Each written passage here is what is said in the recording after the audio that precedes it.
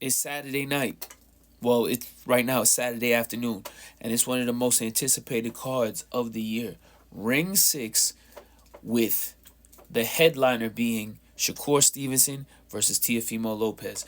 And listen, we are gonna wind down, and we're gonna go fight by fight. Well, not fight by fight, because there's some fights that I'm not really interested in, and they're just self-explanatory as far as who's gonna win, who's not gonna win, and who's gonna tune in, right? So we have already spoken about Teofimo Lopez and his comments about towards Devin Haney, which are, to some people's opinion and mine, of course, they're out of bounds. But before we get into the main event, I would like to talk about the co-main, because the co-main was due to be Jermaine Ortiz versus Richardson Hitchens. That fight was canceled. A lot of people thought that it was due to Africa not wanting to challenge himself and to step in the ring with a guy like Jermaine Ortiz. But to my knowledge, the fight was changed, and it was replaced with Keyshawn Davis versus Jermaine Ortiz Jr. I don't even know if Jermaine Ortiz is a junior. I just added a junior to his name. I'm not too sure if that was that. If I did mess up on his last name, my bad, bro.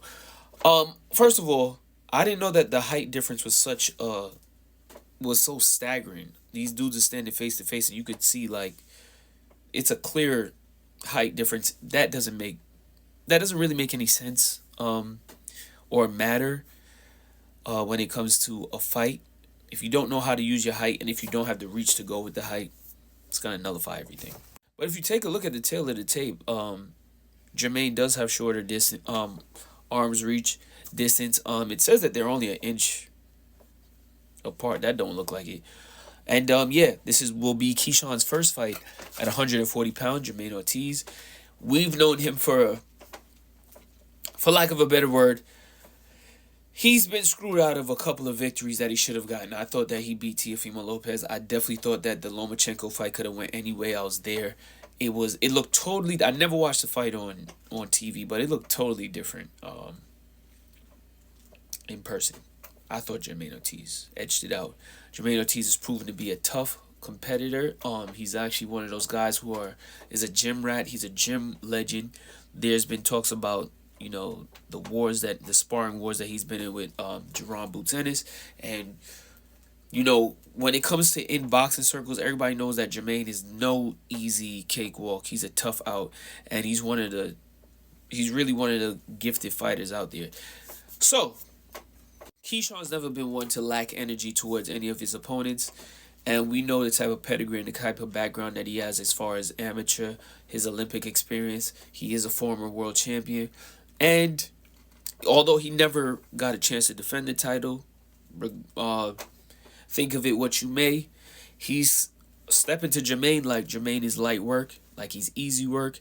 And I will say this, when it comes to this fight, I think this is one of the times where Keyshawn really needs to be careful. Because, let's just be clear. Remember, this is an unbiased channel. I really enjoy watching Keyshawn fight. I really enjoy Keyshawn's theatrics outside the ring. I enjoy interviewing Keyshawn Davis. But we have to remember this. Keyshawn Davis hasn't really been tested yet in the ring. A lot of people criticize Top Rank because they say that the fighters that they promote, they either get soft touches and they're built a certain way, or they get built tough in order to go up against opposing promoters. And you'll see it. Top Rank and PBC, whenever they've gone against each other, Top Rank has been shellacking PBC. But then you sometimes have guys who you may think, that ain't it. And I could name a long laundry list of guys that Top Rank have tried to put in these positions that never got to where that they wanted them to go to. I don't know. We could blame the matchmakers for that one. So, when we talk about this fight, it can really either go one of two ways, right? It could be Keyshawn Davis going in there and handling business, because he's supposed to be the guy to dominate Jermaine Ortiz, right? Based on his pedigree, based on his skill set, based on the fact that He's the co-main event, and he swapped out. He literally replaced a champion who's already proven, who has a better resume. He should wash Jermaine, right? Or it could really be a humbling night for Keyshawn Davis. A night where he goes up against a guy who has been through it all. Underdog. Literally has to scratch in tooth and claw, and he hasn't been getting the red carpet treatment that Keyshawn Davis has got.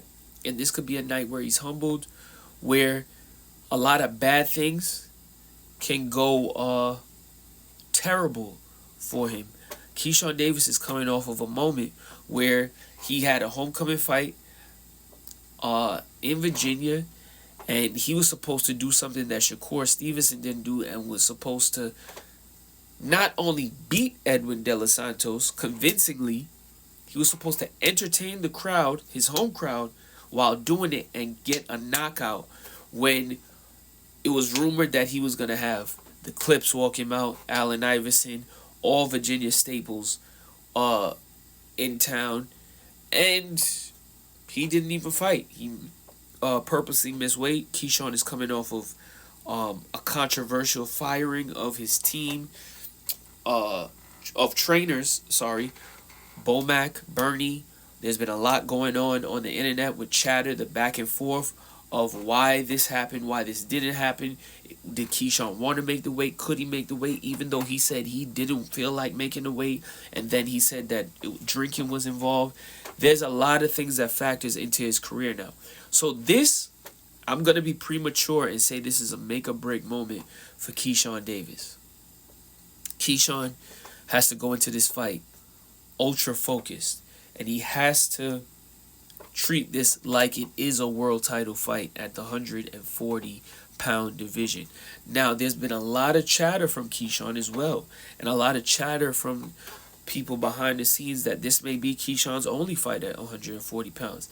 This could be a stepping stone into 147 pounds. And I also think that this could also be a major mistake by Keyshawn, because history doesn't really lie. It can be a precursor to what your future actually is. Remember, there was a fighter by the name of Adrian the Problem Broner, who was a 135-pound champion.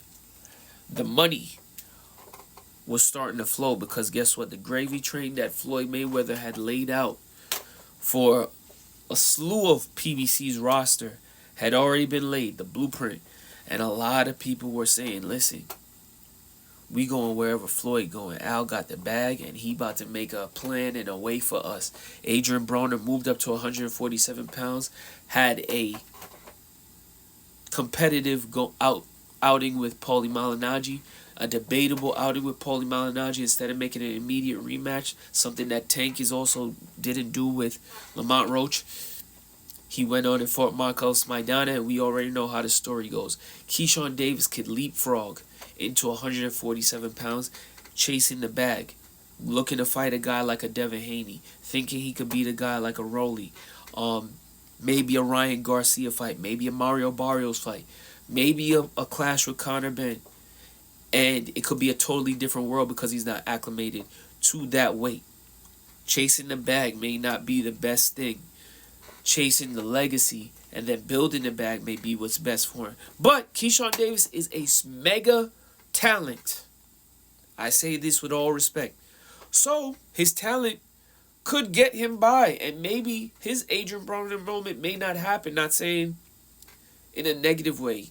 Maybe he do something stupid like go to 54 where the size disparity is too disparaging, and he may not be able to compete just off of weight alone.